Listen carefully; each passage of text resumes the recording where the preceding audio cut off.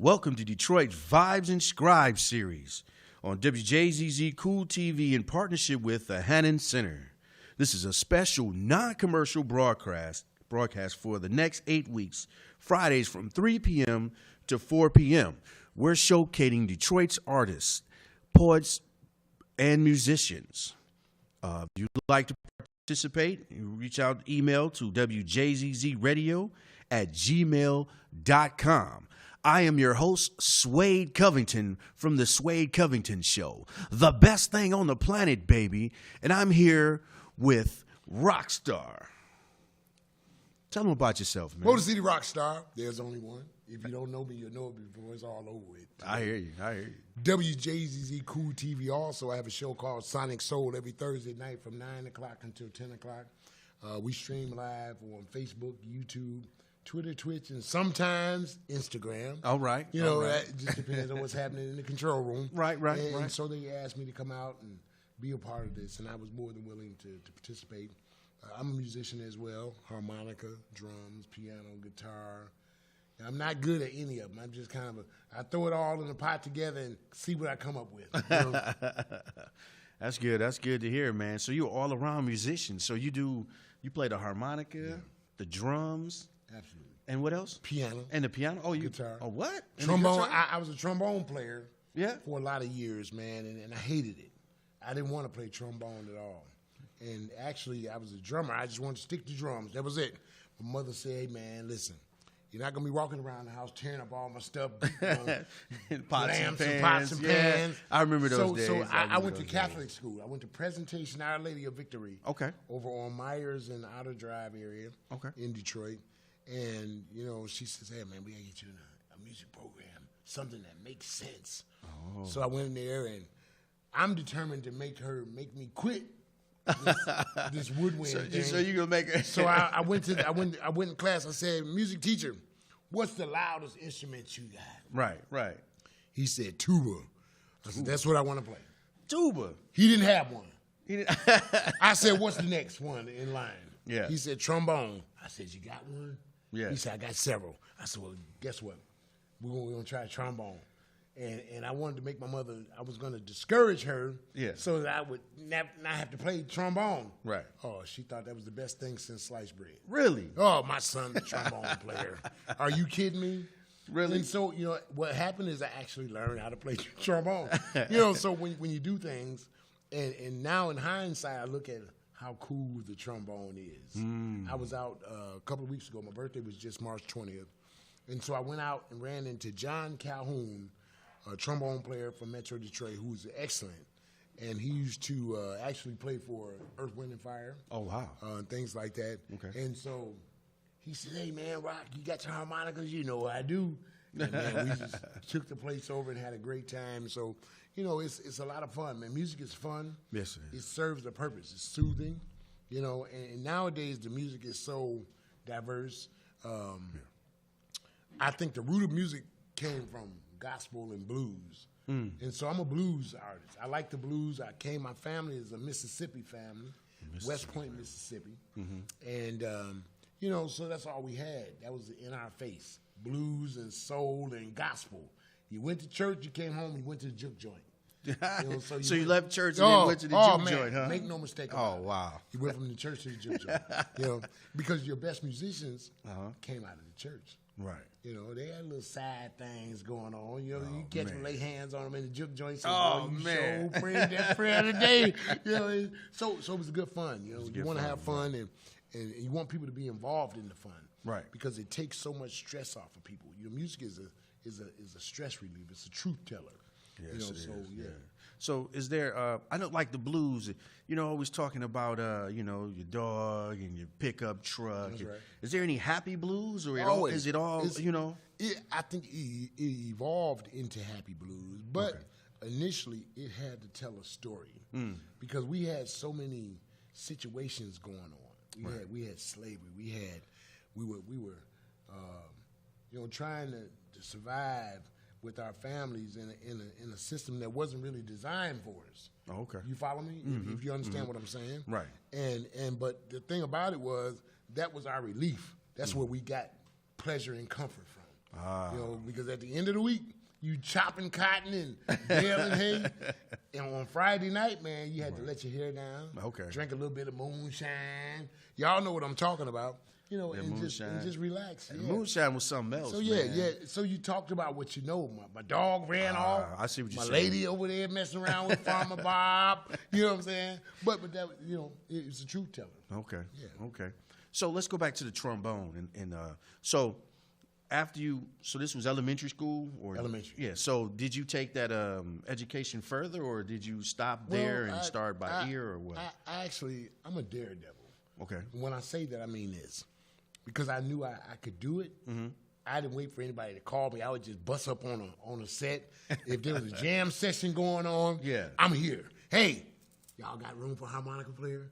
You know, something like that. You know, and when they don't know you, here's the thing: you go out to the jam session, and no one's heard about you. Right. They don't know you. They put you on last. They don't want to take no chance. They got a good show going on, just man. In case, just you don't mess up the flow, right? Yeah. Let's see what the young boy got. We gonna put him on last though.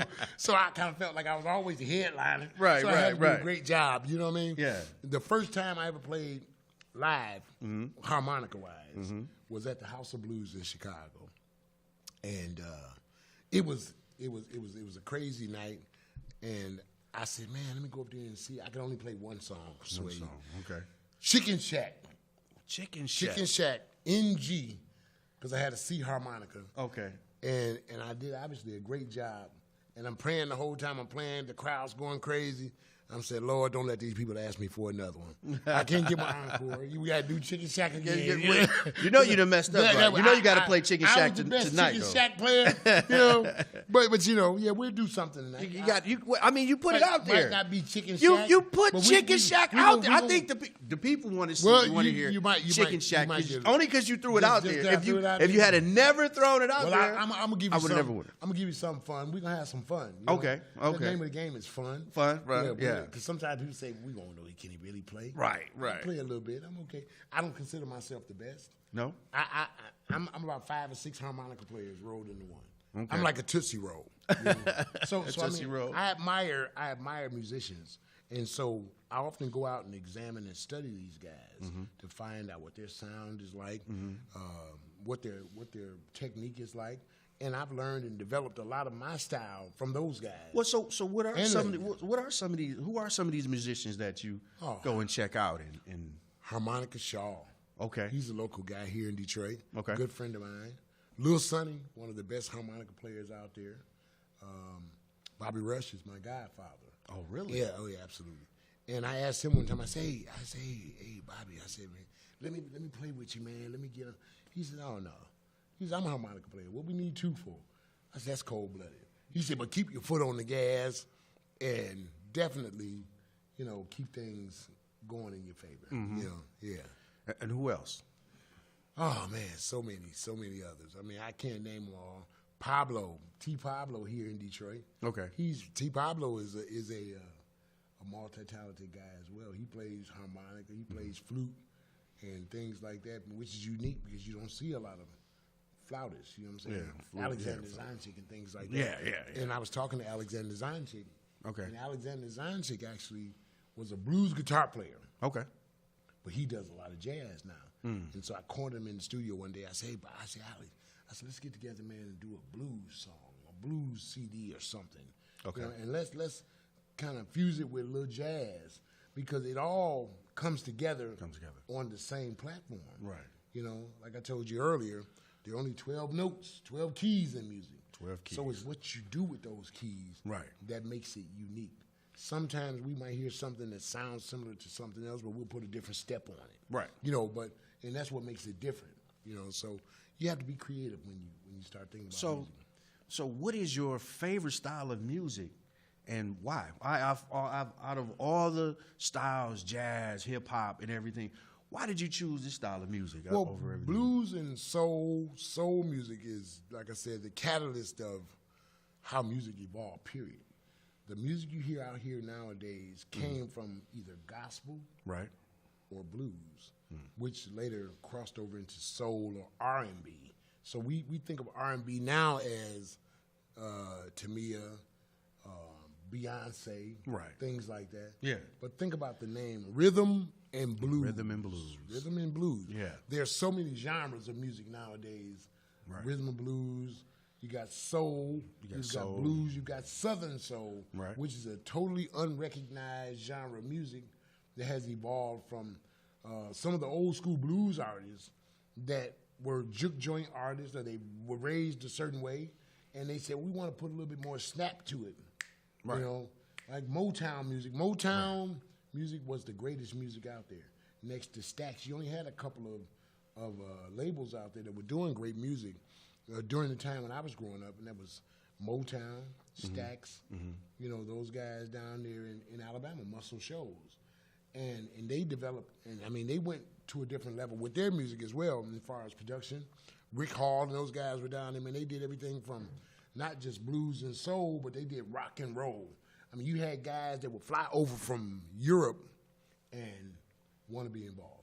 All right. Sounds good.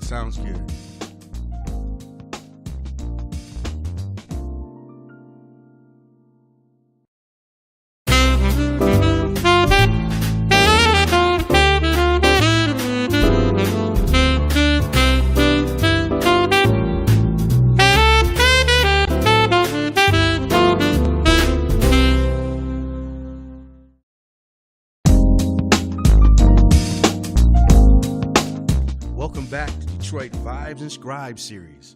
I'm here with Rockstar, and Rockstar is going to do one of his favorite songs, which is what, Rockstar? Red Rooster. Red Rooster. I wouldn't call it a favorite, but it's like a karaoke song to me. I used to do Achy Breaky Heart. Okay. Go out and do karaoke, and they say, hey, man, here comes the Achy Breaky Man.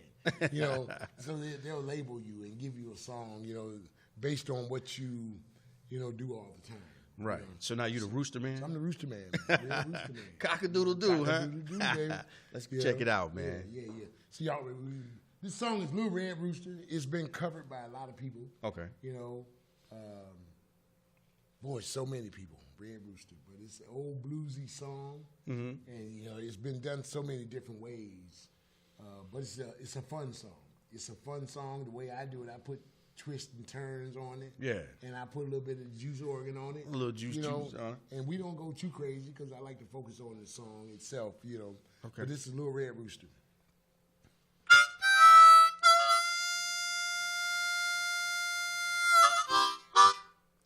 I got a little red rooster, too lazy to crow for day. I said, I got a little red rooster, too lazy to crow for day. He keep everything in the barnyard, upset in every way. Dogs begin to bark. The hounds begin to hound. I said the dogs begin to bark. The hounds begin to hound.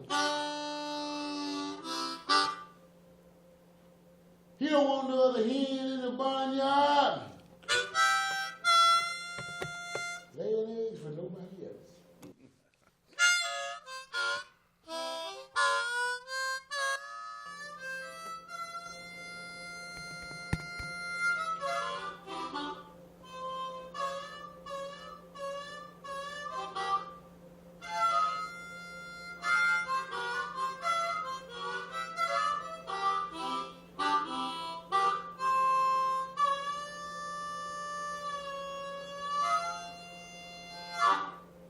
Little Red Rooster. If you see my Little Red Rooster, send him home. Ain't had no peace in the barnyard since he been gone. That Little Red Rooster. I hear you, man. I like that. It's fun music, man. Just have fun. Yeah. I tell people that want to get involved in music, man, just have fun. Be natural. Learn, listen. And see, you got a lot of people out there that recognize your skill and talent. And if they give you advice, my advice and suggestion is pay attention because you're getting it for free. You know, and sometimes I learned that when you impart information to people for free, they won't take it for face value. You know, It's only when they pay for it that they follow it to the T. Because it doesn't mean anything unless you got to pay $1,000 for it. You got to pay something. Oh yeah, you know what I'm saying? Yeah. People give me I've had stars give me, listen, my family, we ran juke joints. I don't know if y'all know what a juke joint is. A juke joint was just old two-room shack. They put a wood burning heater in. Okay. They spit that snuff juice in. Okay. They selling that whiskey and chicken and Big Mama that made a pot of chitlins. Y'all know about that. You know, and we sit around, man, and have a good time. And man, I dealt with the stars. I'm talking about Johnny Taylor, Calhoun Davis. These guys have looked me in the eye, put their hand on my shoulder, and said, "Man, it look like you got something." You know, because they jumped me in like a gang. Yeah. I was like, "Hey, man," I was the guy that they passed the torch to. Okay. So, you know, because I would always gravitate to it, and it was exciting to me. You know, it was where the action was. That's what's up, man. You know, in the Detroit Vibes and Scribes, you know, this is a showcase, you know, a Detroit artist, a poemist, as well as musicians. You know what I'm saying? And then when you think about Detroit kind of break down into like 3 different areas, you know? It's either the east side, the west side, or southwest, you know? So where are you from? I'm from Northwest Detroit. Northwest Detroit. I'm from the Motown side of the city. Okay. I grew up on Otter Drive in Kentucky, Wyoming 7 Mile area. Okay. You know, all of the guys were over there. You know, I was down the street from Marvin Gaye, man. I was down the street, man. I used to go down the street to Marvin Gaye's house. Actually, Berry Gordy built that house down on Monica or San Juan at Otter Drive. Okay. And man, we would go down there. We walked down.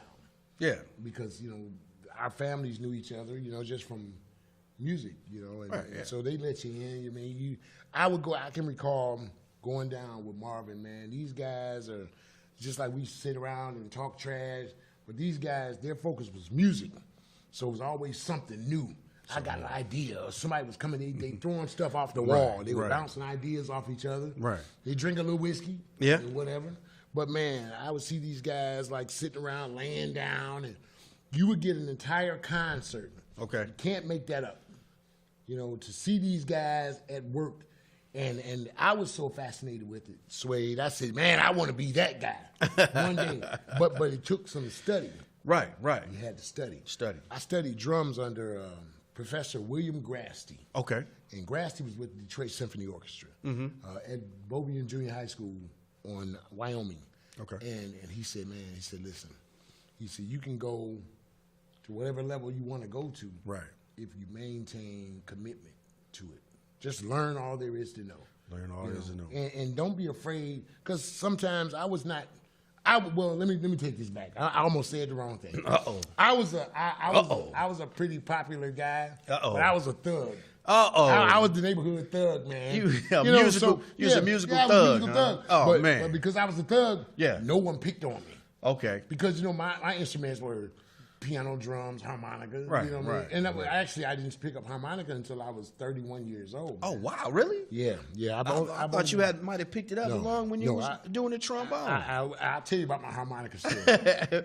Before you go there, let me ask you this. So you told me about some of it, but what motivates you to get up and perform? What motivates you to do the music? Like, what is it, man? You know, because you told us what motivated you to get to the trombone and try to get out of playing music. But what got you, like, we get your blood boiling. I think I like the lifestyle of entertaining people. I want people to be happy with me and what I brought to the table. Okay. I want them to have a good time. And then being a salesman, I've always been a salesman type of guy. You know what I mean? I want to get everybody. believe that. I want to get everybody involved. You Right. know? And so I play, and so I take the pressure off myself by getting everybody else involved. Okay. You know, I pass the mic around. Yeah. Everybody, you look for the popular song. So you watch your crowd. Right. Watch what they're doing. Right. If they're liking it, you ain't got to worry whether it's good or bad. They're going to let you know. You'll see the frowns like, that's not the song. You know what I mean? Okay. Or if you're playing a good song or you're singing a good song that they respond to, then you get them involved. Go over there and put the mic in their face.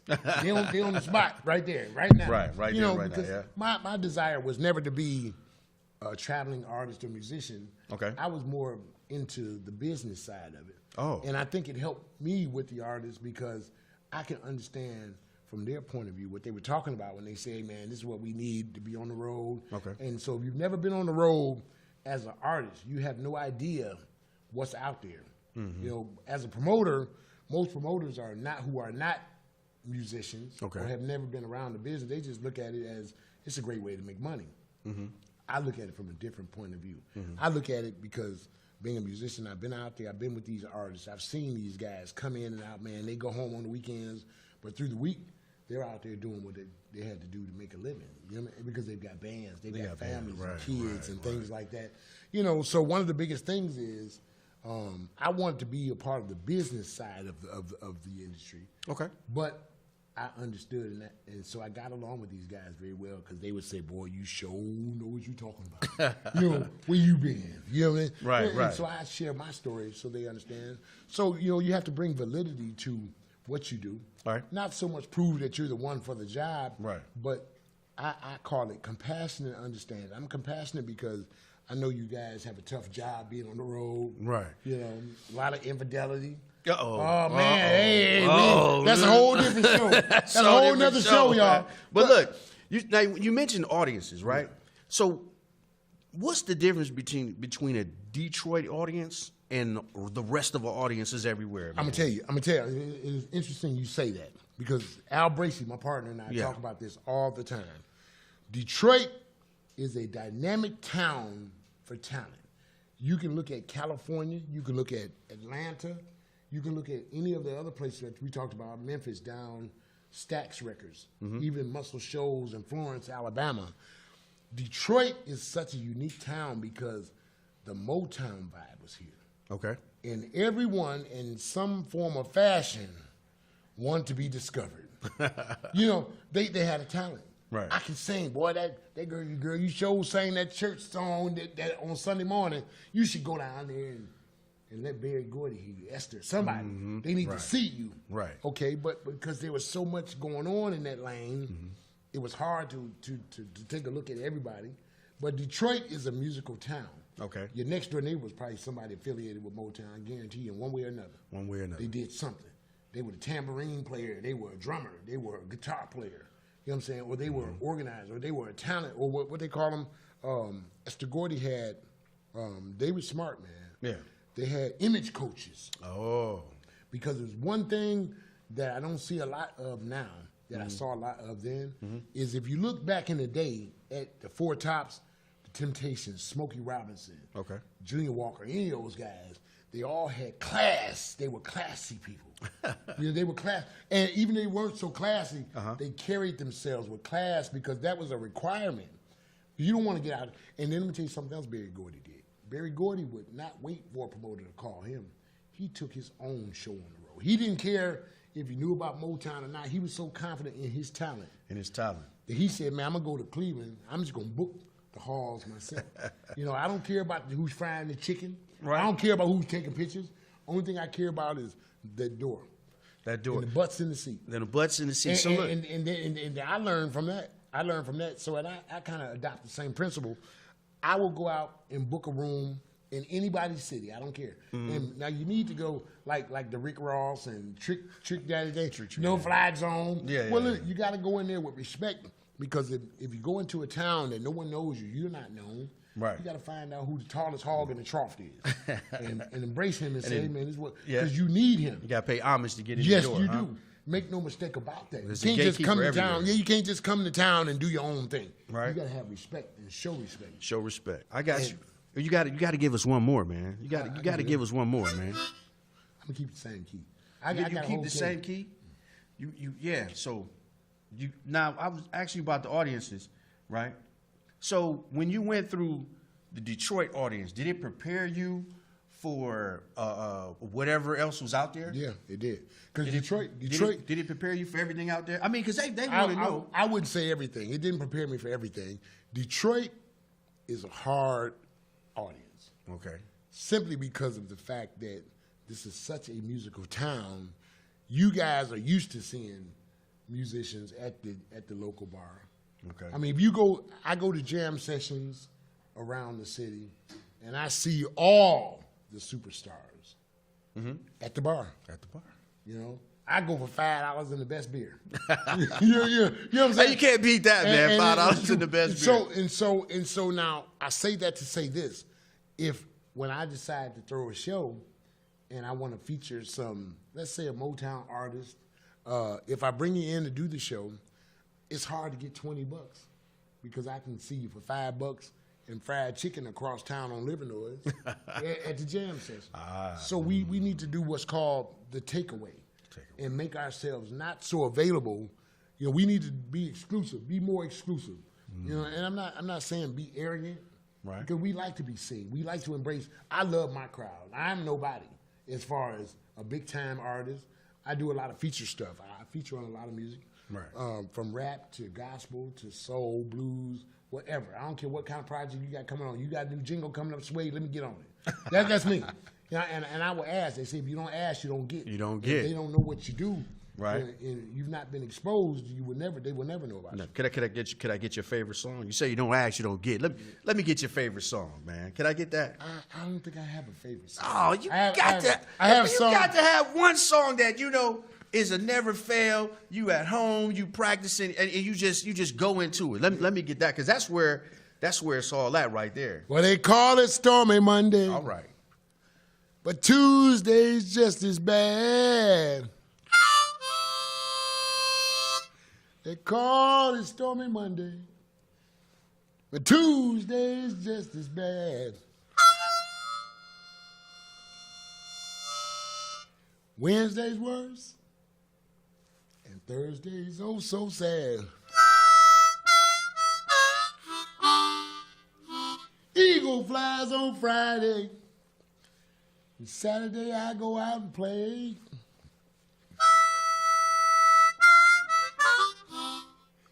Eagle flies on Friday, Sway. Saturday I go out and play. That's what I do. Mm-hmm. And Sunday I go to church. And I kneel down and pray. You know what I say? I say, Lord, please have mercy on me. Because it's been a long week. I did some things through the week.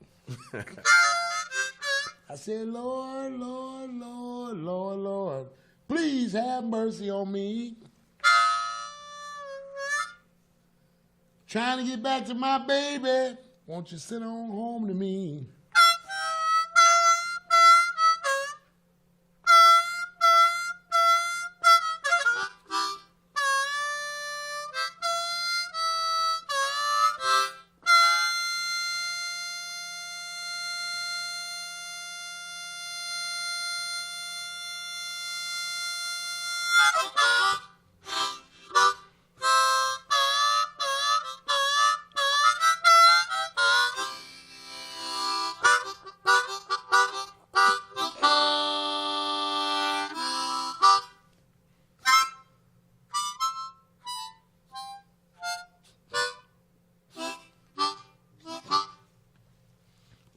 All right. That wasn't really a favorite. Look, that wasn't a favorite. Now I need to hear. Now you got me going with this harmonica, right? Yeah. So I mean, I know everybody else out there too. You got to give me some juke joint, good down south harmonica, man. I mean, something that's gonna make me want to get up and tap my feet and find some moonshine. That's what I gotta hear, man. Harmonica is all in the feel and the groove and how you know what you're going through. Right. Yeah. There's so many different facets to it. Okay. Let me see. Yeah. These guys nowadays do music. I mean, from country and western to, I mean, that's big. That's a big thing. Mm-hmm. If you look at the vibe nowadays, country and western is an up and coming thing. Yeah. You know, and it's kind of just, in my opinion, it's blues with a different step to it. Okay. It's more blow than draw. Okay. So a country and western song would maybe sound like,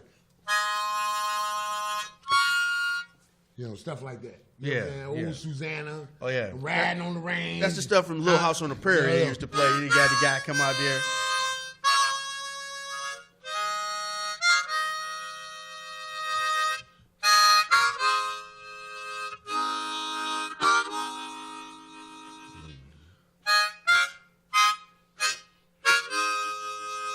That's more of a country song. Okay. It's a country groove. Okay. You know what I'm saying? Yeah. As opposed to, you know what I'm saying, my baby done left me. You know what I'm saying? Yeah, I'm going to find me a new baby tonight. You know, all right. that kind of thing. That's different. Yeah, You know, yeah. But music is music. Yeah. It doesn't matter whether it's blow or draw. Yeah. You know what I'm saying? Blow or draw. Okay. Yeah. This blow. That's the ride the range version. Yeah, You know what I'm saying? Right. And then you got going to the juke joint version. That's what give me that juke joint version. I'm a truck driver and I'm riding the highway. I'm gonna ride the highway all down to Mississippi. Mm-hmm. So get out of my way.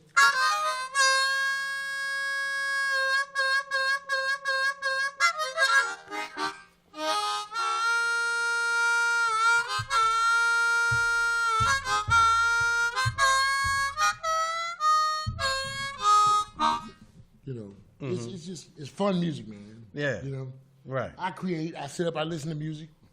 I play with everything from jazz to, and I play harmonica. You Right. know? Chuck Mangione had a song called "Never Miss Someone Before," and it's a song he did in the key of G, and he has some hard harmonica in there. Yeah. He plays the flugelhorn, and I'm listening to his arrangement. I said, "Man, listen, Chuck Mangione took jazz." Okay. And he put that old blues harmonica in there. Yeah. And it sounded fantastic. And that gave me an idea that, you know, you can play harmonica to just about anything. Okay. You know, if it makes sense, if it's a feel-good song or if it's a hip-hop song, I play the hip-hop, man. I've got a young guy, Al Love, here in Detroit. Yeah. Hip-hop artist. And he had a song called Smooth.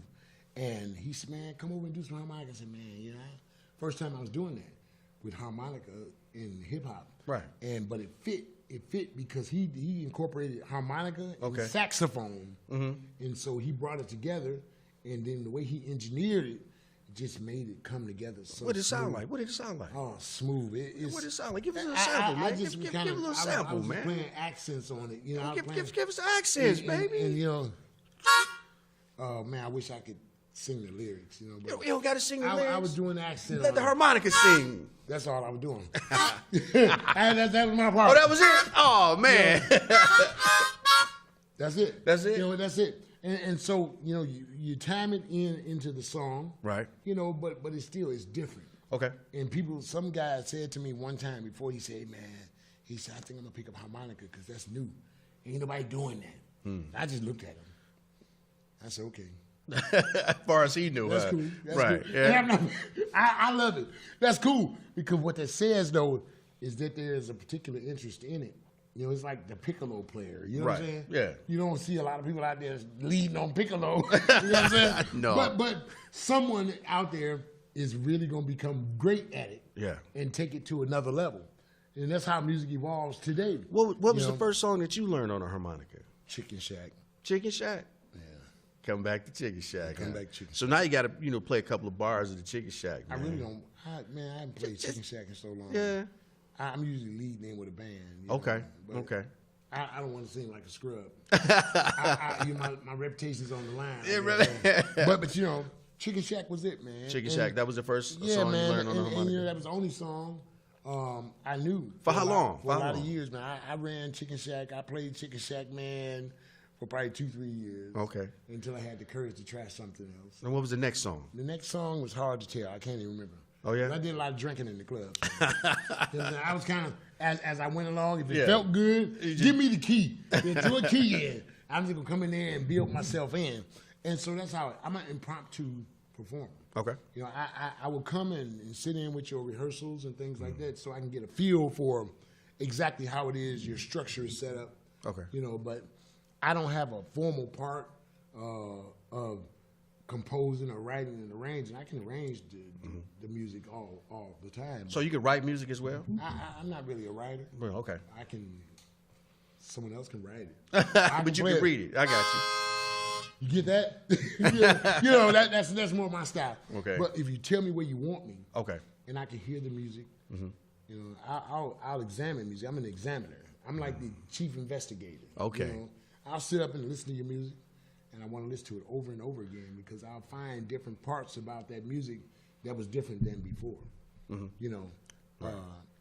Like you asked earlier about the Detroit crowd. Detroit's a tough crowd, man, because Detroiters are used to musicians. Mm-hmm. And so it's hard to ask a Detroiter for $30 when you're going, like I said, see them for $5 for free or for free. You know, but Detroit will keep you on your toes because they are professionals at good music. You follow what I'm saying? Yeah. So let me just say that's a part of what I wanted to say to you earlier is that they know music, whether it's good. If it's bad music, okay, they're gonna let you know. They're gonna let you know, huh? And I can appreciate that. Right. You know, put the suggestions in the Dropbox and let me know what I can improve on. What did you like about what I did? Right. Do you want to see more or less or none of it? You know what I'm saying?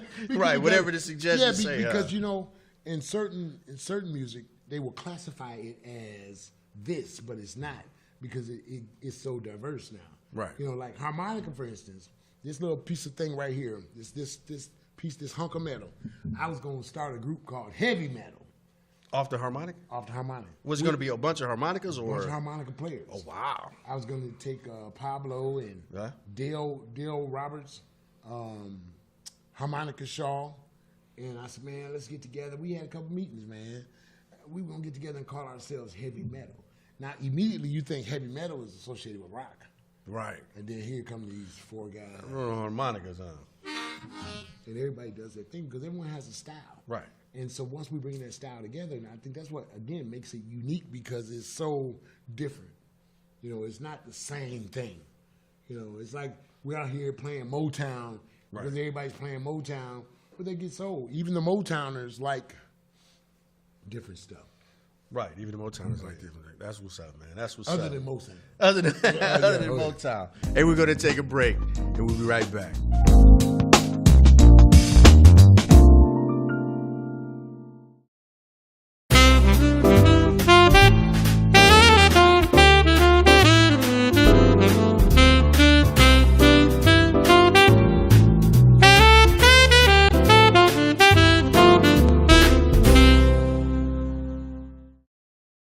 Welcome back to Detroit Vibes and Scribes series, WJZZ Cool TV in partnership with the Hannon Center. We're here with Rockstar. What's up, Rockstar? He's a great harmonicist, man. Is that the word? When you say harmonica, can you say harmonicist? No, that's not the word? Harmonicist is not a word. Don't embarrass yourself out there. And don't tell nobody I said that. The harmonicist playing Rockstar. Hey, I be looking around like, who the hell is the harmonicist? Is that a new thing here? I don't know, man. But you know, it's harmonica is weird, man. It's just weird. I'm gonna play another song here, but let me tell you my harmonica story. I was 30 years old, 30. And we were traveling down to Mississippi. Okay. Went to the Cracker Barrel. You know, the Cracker Barrel has that wonderful gift shop. After you eat those biscuits and gravy and them spicy apples, you know, dishes that they got, man, food's wonderful. I'm walking around the gift shop, you know, and I saw a book and a tape in this net, and it said, Blues Harmonica for the Musically Hopeless. The Musically Hopeless? That was me all day. I ain't had no money. Oh, so I went to Mama. Mama always got a little money. Yeah. I said, Mama, let me borrow $10. She said, for what? I said, don't worry about it. I said, I'll give it back to you. I went and bought that harmonica with the book and the tape. In the book. Oh, man, in the red net bag. It was looking like I was about to be a blues harmonica player. and so I'm in the car. Mama said, dude, you took my $10 and did that? She said, you should throw that thing out the window because you'll never be a harmonica player. And it was kind of disheartening. Right. I didn't give up, but I gave up. You gave up. I read the book back to front, front to back, back to back. Never listened to the tape. Yeah. It's got a book and a tape. I never listened to it. And so I took the damn thing home. We went down to Mississippi, hung out down there, went all the way back to Detroit with this book and this tape. I put it behind my bar for like 2 years. And so I had a son on the way. Yeah. At that time, 1997. And I said, I'm going to clean up my house and get the house ready for the baby. Baby is coming. Got to make it right. And so I was on my basement bar. And I started from one end. I got this big garbage can on wheels. I'm just dragging it as I'm walking, throwing stuff away. I got to the book and the tape. Yeah. I had the harmonica over the garbage can like this. I'm about to throw it away, y'all. The harmonica was about to be in the garbage. But I said, well, wait a minute, I'm cheating myself because I never listened to the tape. Oh. So those things that the book was trying to explain to me in terms of bending the note, that's bending the note. Okay. I didn't know what that was. I was just thinking, it's supposed to bend itself, you know. But once I heard it, and it started to come together, I stopped cleaning up everything, man. I sat in that basement, man, garbage can right there full of stuff to go to the trash, and I'm just 2-3 hours in playing harmonica. And because harmonica is a funny instrument in that, you know, if you transpose the notes, so if the band is in the key of A, you might be playing in D on the harmonica, you know what I'm saying, or vice versa. C is G and, you know, things like that, B and F. You know, so it's weird. So once you learn that tone and you understand, and I was always pretty good with tones, I never took a piano lesson. We just happened to have a piano. Oh, wow. So you can't go wrong. Okay. My mother spent about $5,000 on piano lessons. She can't play Jingle Bells. I got on there for free and just banged it out. Figured it out. Because I could hear what I wanted. I knew what I notes. wanted. You could hear the notes, the sound, the melody. I would listen to music and figure that out. Right. I would figure that sound out, you know, and then I got my hands structured together. So I did study how to, you know, finger and what keys, the middle C's, and you know, once it's all the same. Right. You know, you go down the chords and you start over again. Right. All the way from the top to the bottom. And so I said, well, shit, if I can do it. I felt like Ray Charles is blind. Steve Wonder is blind.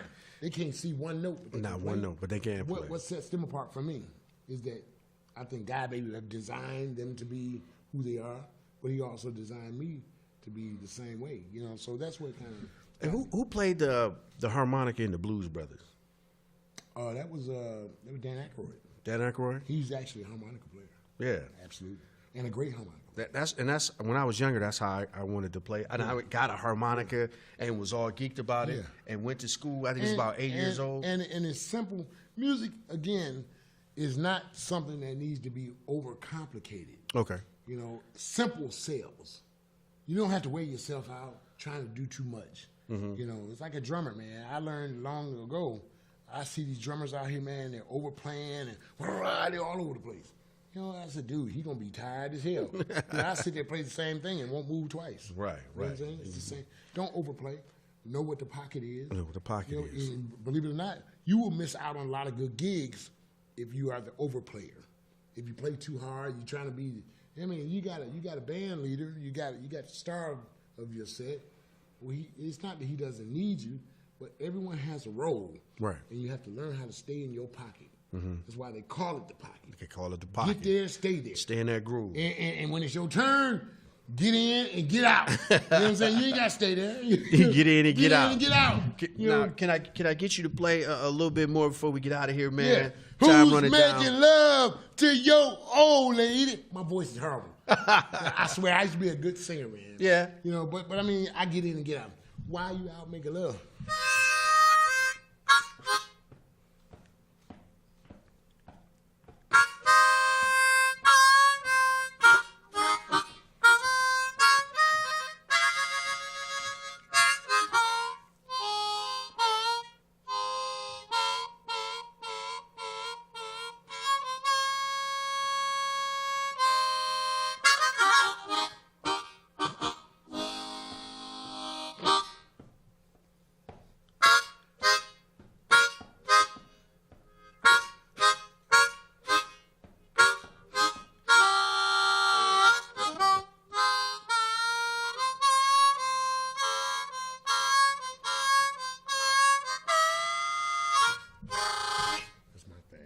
That's some extra shit I learned from back in the day.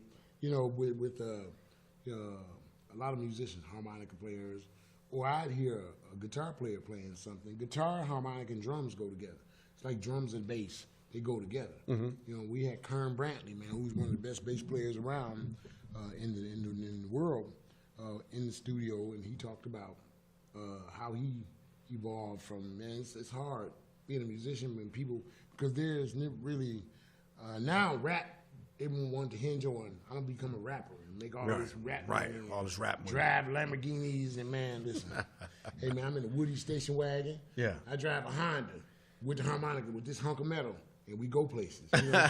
In the Honda. In the Honda and just have fun, you know what I'm saying? Yeah. And you'd be surprised who recognizes your craft because there's always something out there that fits, you know, what you do. You know, whether it be a soundtrack or if it's a band, you know, events like places like here, there's a need to embrace some of the older people that can't get out as much as they used to. They still like music. Oh yeah. But they can't get out to the places where they go down at. So why not bring it to them? Why not come in and help them enjoy having a good time? You know, because when I get older, man, let me tell you something. Yeah. I might not be going too far, but if somebody would come to me with this thing, I'll sit there and I'll play with you. That's my part. Yeah, that's mine. I'm in, you know.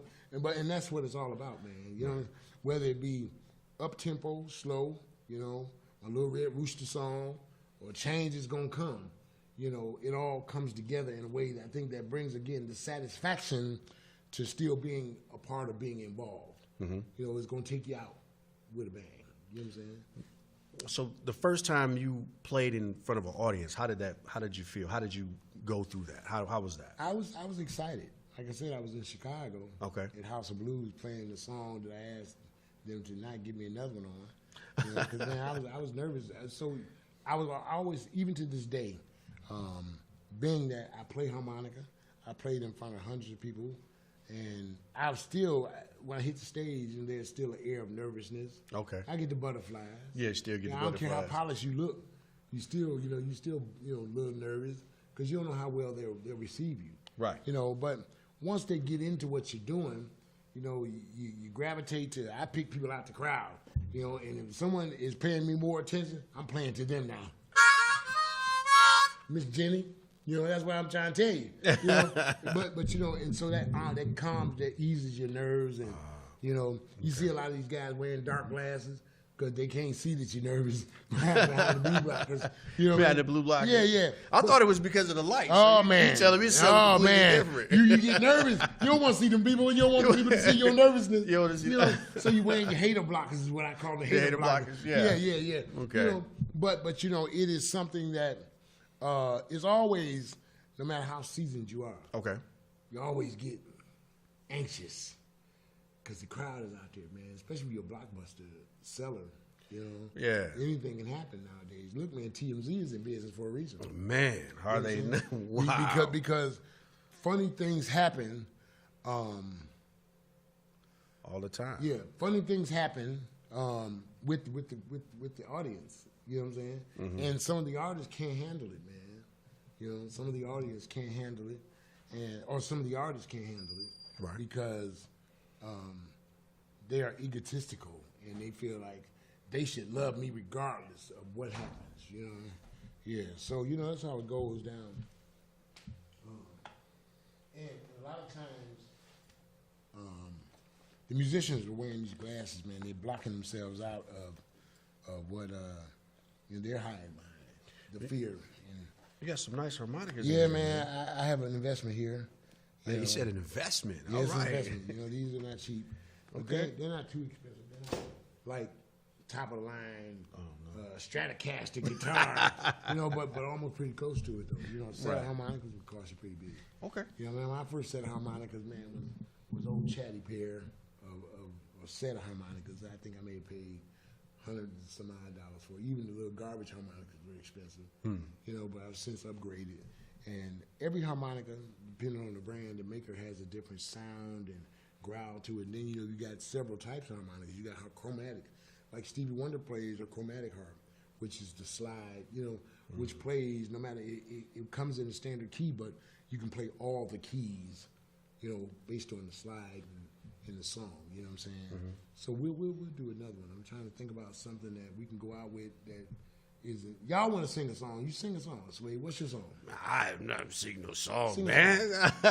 we probably go on the road, man. I don't know, man. See if we can get us a deal. You got it. Sway the rock star rides again.